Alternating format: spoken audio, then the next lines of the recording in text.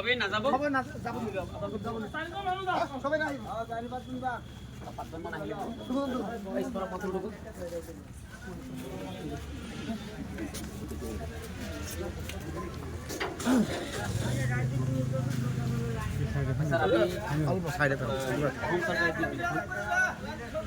সেৱাৰ নামতে square metre লগাই মানুহক বিল গ্ৰহণ কৰি আছে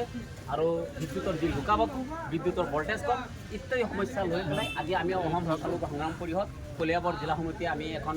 গণবিক্ষোভ প্ৰতিৰোধী কাৰ্যসূচী আমি ৰাখিছোঁ আৰু আপোনাৰ জৰিয়তে আমি অসমৰ বিদ্যুৎ মন্ত্ৰী আৰু